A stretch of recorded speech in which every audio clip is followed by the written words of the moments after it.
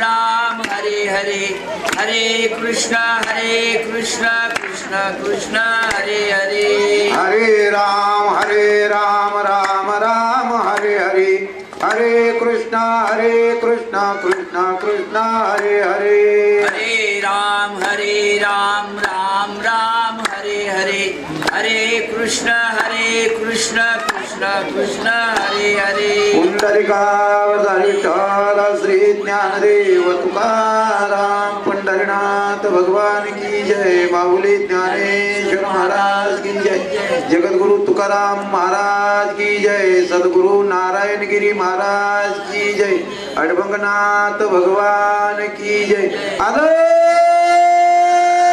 निरंजन आदेश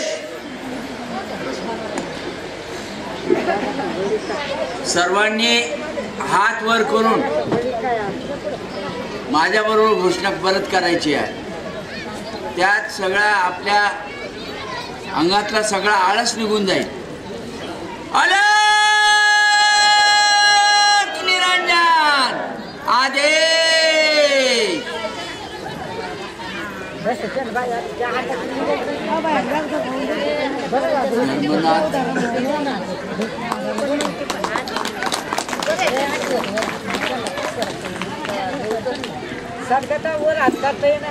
आजचा हा मंगलमय प्रसंग, मंगलमय सोहळा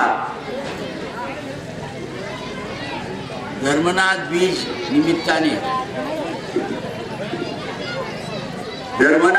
निमित्ताने आपण या ठिकाणी ज्ञानदानाचा स्वीकार करण्याकरता बसलेलो आहोत. बाकीच्यांनी जर चुळबुळ कमी केली तर बरं होईल. प्रपंचाच्या गोष्टी आपण बाहेर सोडून यायला पाहिजे. घरी आपण या देवाच्या ठिकाणी कशा करता येतोय की आपल्या मनाला या प्रपंचाच्या तापापासून थोडा वेळ का होईना आपल्याला शांती लाभावी म्हणून आपण या ठिकाणी देवस्थानाच्या ठिकाणी जातो. याकरता मला सर्व महिलांना विनंती आहे की मी जास्त बोलणार नाहीच आहे, कारण आता वेळ होऊन गेलेला आहे. पण जितका वेळ बोलायचंय तितका वेळ मला चांगल्या तऱ्हेने तुम्हाला तुमच्या समोर बोलता येईल याकरता सर्वांनी शांतता धरावी एवढीच नम्र विनंती. 20 वर्षापूर्वी 2000 जो साल आहे त्या सालापर्यंत या ठिकाणी कुणी कधीही एवढी गर्दी होईल असं जर भाकीत केलं असतं तर कुणालाही पटलं नसतं. या ठिकाणी सगळं माळरान होतं, जंगल होतं आणि इतकं भेसूर होतं की सगळी भुताटकी होती या ठिकाणी, अशी लोकांची समज होती. त्यामुळे दिवसा सुद्धा लोक यायला पाहिजे. परंतु ज्या महान विभूतीने वैराग्य मूर्ती नारायणगिरी महाराज, सद्गुरु नारायणगिरी महाराजांच्या कृपेने 5 संतांचा महिमा कसा असतो त्यांची दृष्टी या जागेवर पडली आणि त्यांना गोरक्षनाथांनी दृष्टांत दिला. त्यावेळेस काय होतं की मोठा निम होता, विशाल निम, आणि तिंबाखाली ही मोठी शिळा होती.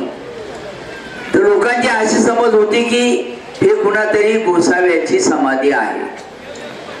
परंतु गोरक्षनाथांनी नारायणगिरींना दृष्टांत दिला की बाबा, हजारो वर्षापूर्वी या ठिकाणी जे रामाचे अश्रू गळालेत या जमिनीमध्ये सीता विरहाने, तर त्या अश्रूने ओले झालेल्या मातीची ही शिळा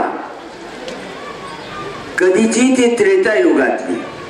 त्यानंतर हजारो वर्ष गेले आणि त्यानंतर या भामाठाण शिवारामध्ये शिवदास बाबा आणि ज्वालामाई हे शंकराचे भक्त.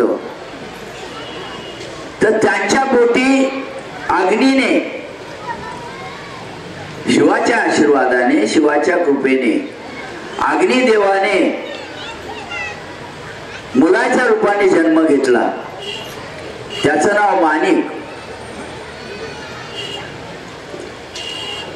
आणि त्या माणिकाला गोरक्षाने कशी दीक्षा दिली वगैरे आणि त्या जागेची तपभूमी कशी झाली हे नारायणगिरी महाराजांना कुणी सांगितलं? गोरक्षनाथांनी दृष्टांतात येऊन सांगितलं. कुठेही याचा लेख नाही, कारण ही खूप जुनी गोष्ट झालेली आहे. लेख नाही, पोथीमध्ये नाही, शिलालेख नाही, परंतु संतांना त्यांच्या तपश्चर्येने त्रिकाळ ज्ञानी होते नारायणगिरी महाराज आणि त्यांना सद्गुरु गोरक्षनाथांनी दृष्टांत देऊन हे सगळ्या गोष्टी सांगितल्या. सद्गुरु नारायणगिरी सांगती, सद्गुरु नारायणगिरी सांगती, अडभंग नाथांची महती, अडभंग नाथांची महती, श्रद्धेने श्रोते जन ऐकती, श्रद्धेने श्रोते जन ऐकती, अडभंग नाथांची महती. तर या जागेचा पुनर्जीवन उद्धार व्हावा, पुनर्वसन व्हावं म्हणून नारायणगिरी महाराजांनी मग लोकांपुढं हे कीर्तनातून या जागेचा महिमा गायला, अडभंगनाथाचा महिमा गायला. आणि विधी लिखित पहा तुम्ही की लासूर स्टेशन तिथं आगाठाण नावाचं गाव, एक हरिभक्त परायण शामराव बाबा जगताप यांची लाडकी कन्या समिंदराबाई हिचा विवाह आगाठाण येथील रमेश आवतेड्यांबरोबर झाला. योग आणि त्यांच्या पोटीच परत अग्नीने अवतार घेऊन या जागेचा विस्तार करावा असं विधीचं लिखाण होतं. आणि म्हणून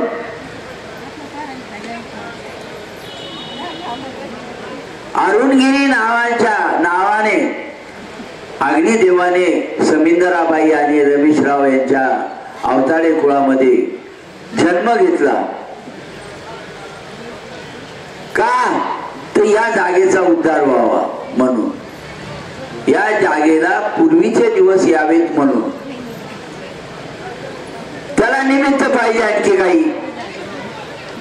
तर या ठिकाणी भामाठाण शिवारामध्ये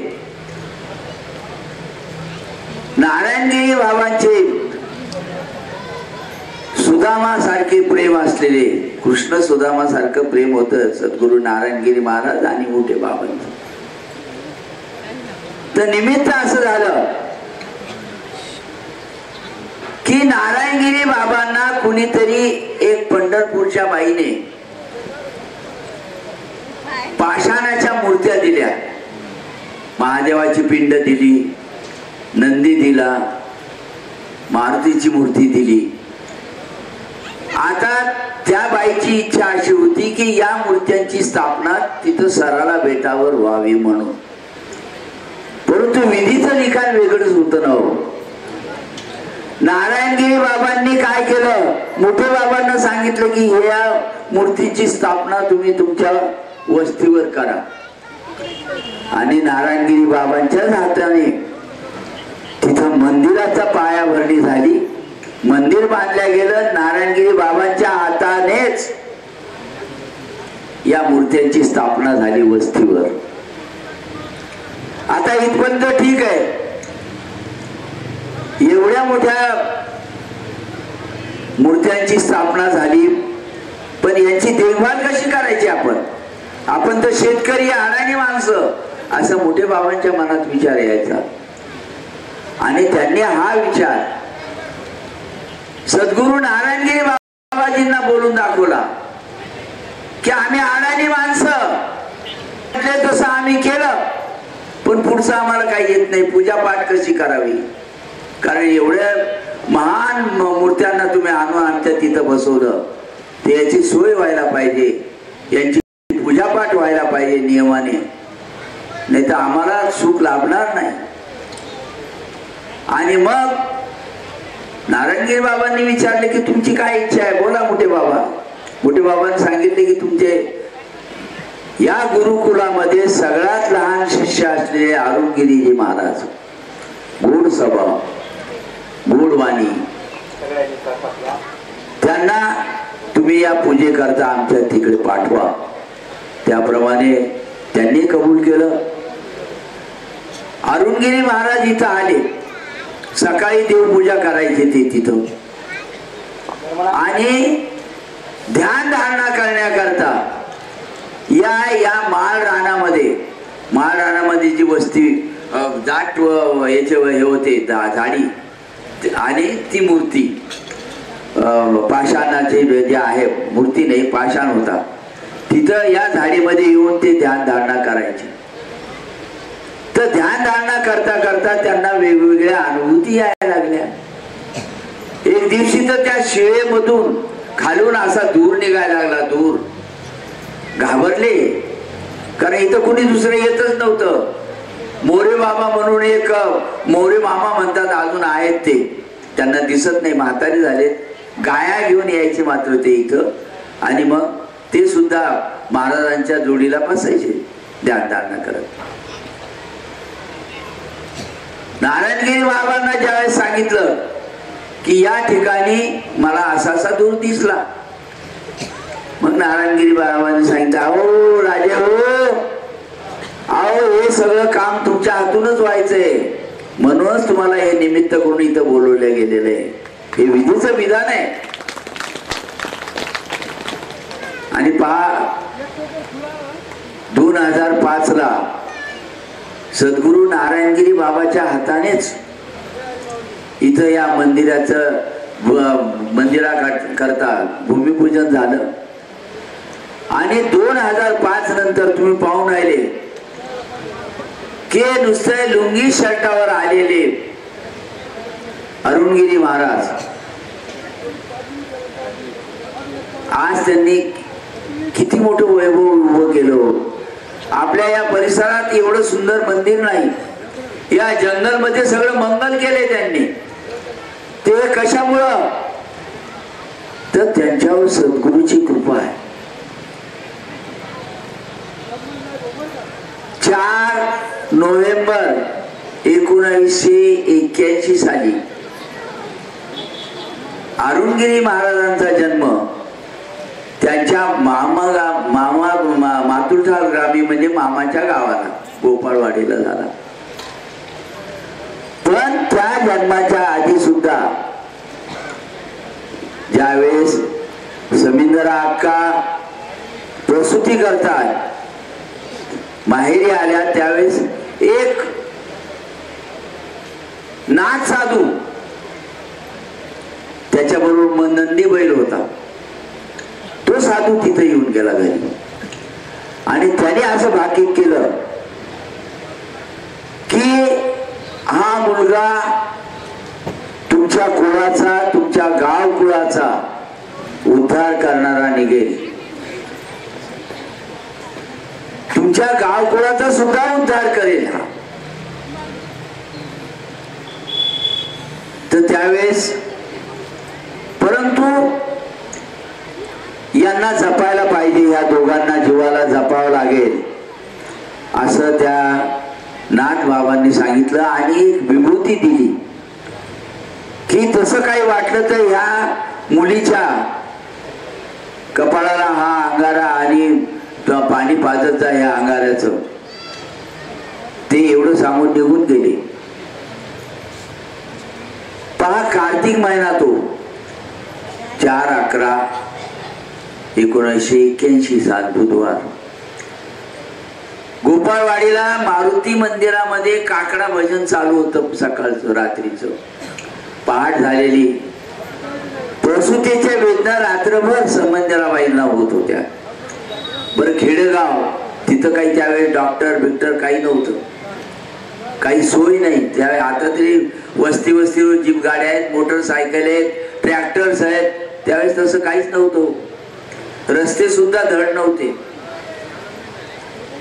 पण समिंदराबाईचं एवढा त्रास व्हायला लागला की इकडं शामराव बाबांना सुद्धा काही सुद्धा ना, वाड्यामध्ये नुसत्या बाहेर चक्र मारून राहिले. पण त्यांना ते आठवलं सकाळी ते नाथबाबा येऊन गेला, त्यांनी अंगारा दिलेला आहे. त्यांनी घरात सूचना केली की ते अंगारा लावून पहा. अंगारा लावला समिंदराबाई, आणि इकडं मंदिरातून काकडा भजन चालू होतं.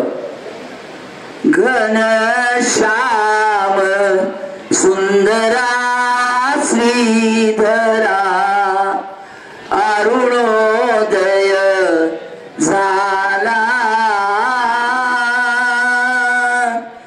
उठल करी वनमाळी उदया, चळी मित्र आला. घनश्याम सुंदरा श्रीधरा अरुणोदय झाला. मंदिरातून ह्या भजनाच्या उभी आवाज ऐकताच इकडं समिंदराबाईच्या पोटी अरुणगिरी महाराजांनी जन्म घेतला. बोला अरुणनाथ गिरी महाराज की जय. इकडं पूर्व दिशेला लाली फुटलेली, आणि त्या लालीमधून सूर्याचा प्रकाश हळूहळू पडून राहिलाय. त्या अशी ती सकाळची वेळ, मंगलमय प्रसंगी ज्या मुलाचा जन्म झाला, ज्या बालकाचा जन्म झाला, ज्या विभूतीचा जन्म झाला, ती विभूती म्हणजे सद्गुरु अरुणगिरी महाराज, स्वामी अरुणगिरी महाराज. आणि त्यांनी पहा, सद्गुरूच्या कृपेने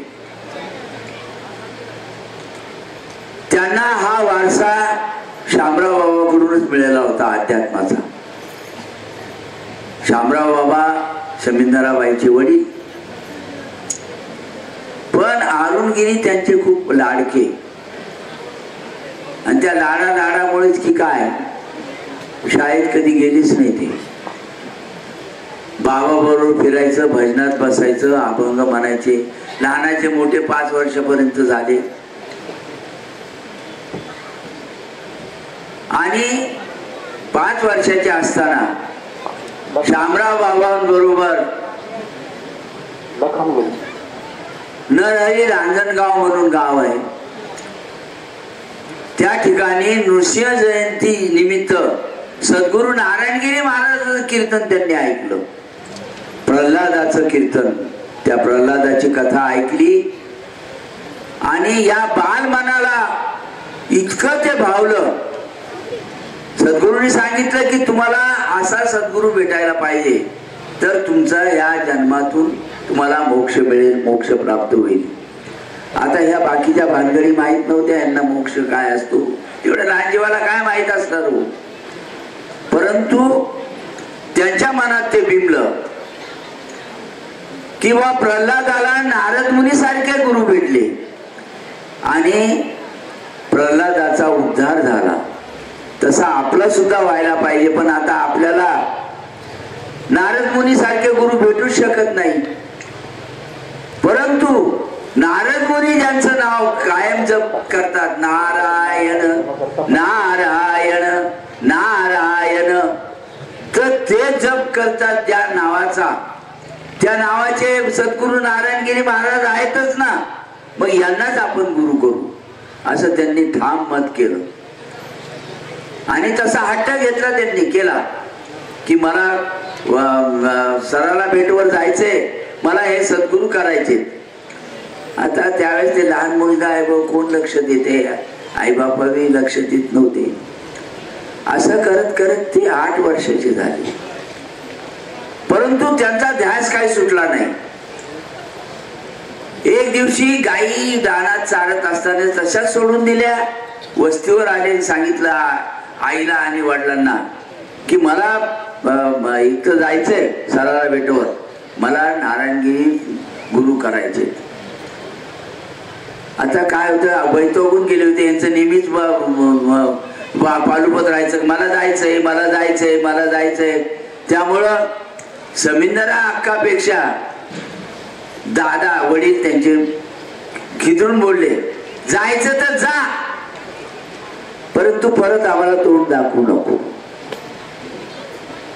पडत्या फळाची आज्ञा. तसे जे निघाले तडक अनवाणी, 2 दिवस पायी पायी चालले, उन्हाचे दिवस.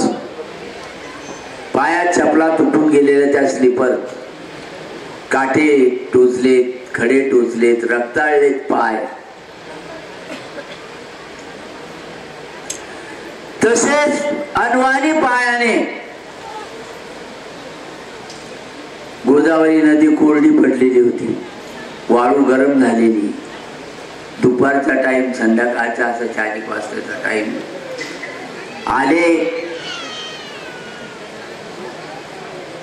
तर त्या नदीमध्येच त्यांना नदी पात्राच्या मध्ये मध्ये आले, त्यांना चक्कर येऊन पडली. 2 दिवस काही नाही पोटात. ध्यास जीवाला, हा ध्यास असा असावा. सद्गुरूचा ध्यास कसा असा होता, अरुणगिरी महाराजांसारखा असा. इकडे कुलगुरू गुरुकुलामधल्या मुलांना काहीतरी वेदामधल्या श्रुतीबाबत नारायणगिरी महाराज सांगत होते. बसलेले असे झाडाखाली तिथं सांगून राहिलेत मुलांना. परंतु त्यांना काय झालं, त्यांनी लगेच सांगितलं शिष्यांना, अरे तिथं नदी वाळूमध्ये जा पटकनी, तिथं जे कोणी पडलाय त्याला घेऊन या म्हणे इथं. आता पहा, नारायणगिरींनी जे म्हटलं नाही की संत त्रिकाल ज्ञानी असतात, त्यांच्या तपश्चर्या पूर्वजन्मी होऊन गेलेल्या असतात. शिष्याने जाऊन पाहिलं तर खरं ते एक मुलगा पडलेला त्या वाळूमध्ये, तसाच उचलून आणला. हे अर्धवट शुद्धीवर होती महाराज.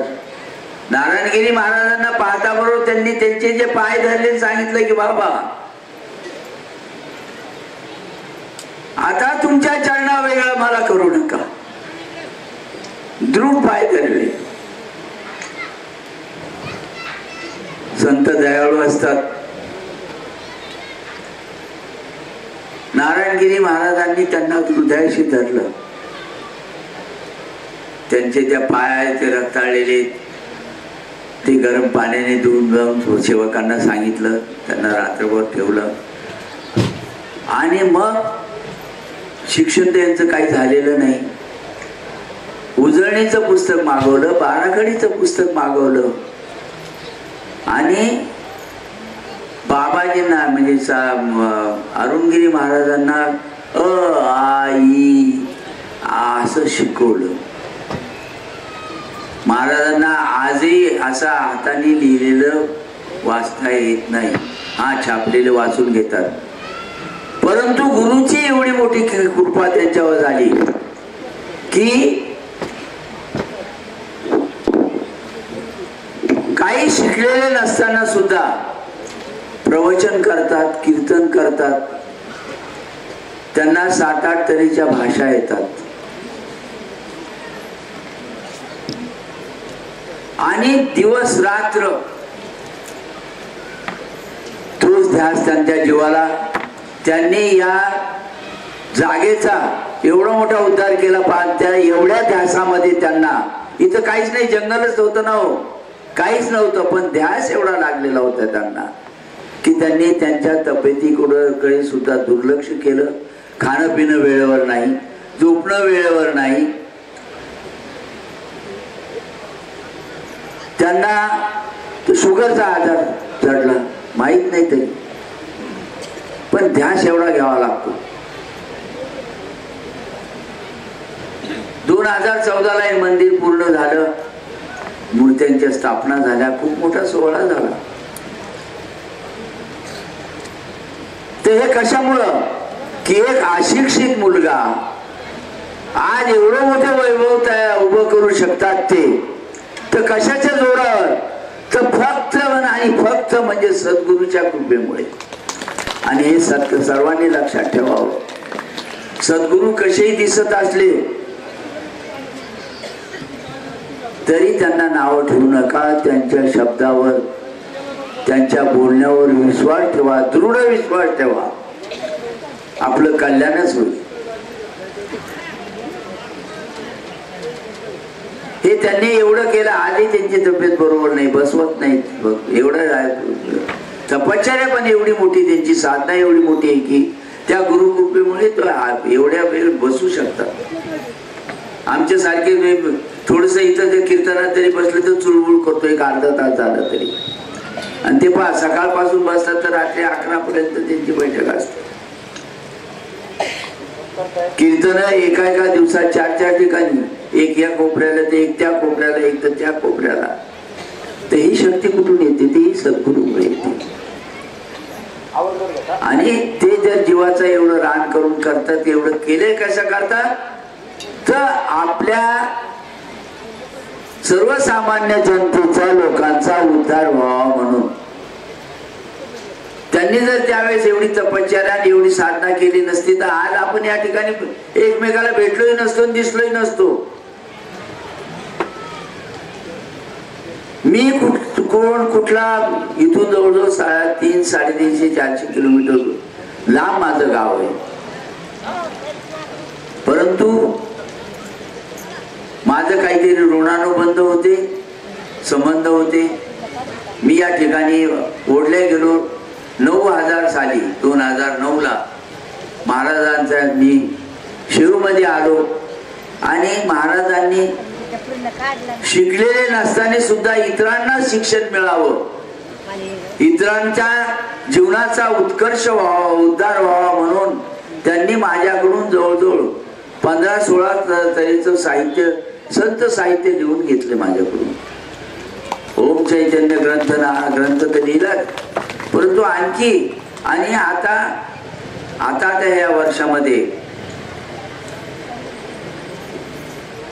नवनाथ संगीत गाथा त्यांनी माझ्याकडून लिहून घेतला.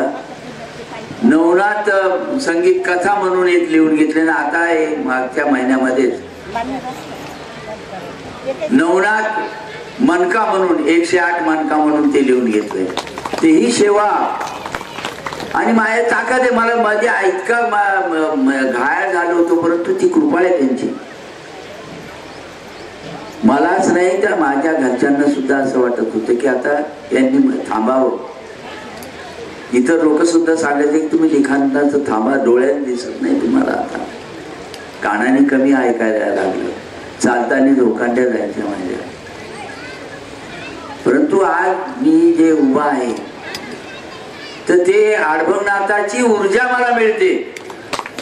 अरुणगिरी महाराज मला प्रेरणा देत राहतात आणि त्या प्रेरणेमुळे, आणि मी ईश्वराला तेच मग सांगितलंय. नाही तर मला मी परवा बोलून दाखवलं की माझी परिस्थिती अशी होती की आता जे झालंय तिथं आपण सुद्धा थांबावं. आणि म्हणून माझ्या मुखातून असे उद्गार निघत होते की खुशाल ये तू मरणा आता, खुशाल ये तू मरणा आता, करीन स्वागत जाता जाता, अंत समयी परी तनु त्यागिता, नाम अडभंगाचे गाऊ दे, नाम अडभंगाचे गाऊ दे. अशी माझी स्थिती होती. पण आज असं वाटतं की नाही, मला आता बरं दिसायला लागले, थोडस माझ्यात थोडीशी उभारी आली आहे, चैतन्य आलंय. तर मी हा प्रवास जोपर्यंत माझा श्वास चालू आहे तोपर्यंत मी माझा चालू ठेवणार आहे. काळजीने लोक घरचेही म्हणतात, सगळे म्हणतात, परंतु माझी इच्छा आहे की माझा श्वास चालू असेपर्यंत मी अडभंगनाथाची जशी सेवा होईल तशी मी लिखाणाद्वारे करेन. एवढं बोलून मी माझे 2 शब्द संपवतो. आपण सर्वांनी सद्गुरूवर विश्वास ठेवावा आणि ज्या ठिकाणी आपण या ठिकाणी आलो, प्रपंचाच्या अडचणी असतातच, त्या इथं त्यांच्याजवळ सोडून द्या. तुम्ही त्या आपोआप तुमच्या अडचणी दूर करतील. तुम्हाला रडायचं कारण नाही, तिथं घरांनी करायचं कारण नाही. त्यांना ते कळतं. तर ते विश्वास ठेवा. आपण अरुणगिरी महाराजांवर विश्वास ठेवून त्यांच्या मार्गदर्शनाप्रमाणे चालू आणि चालत राहू, एवढीच मी अपेक्षा करतो आपणाकडून. धन्यवाद. धन्यवाद. बोला आता सगळ्यांनी माझ्याबरोबर एकदा घोषणा करायची आहे.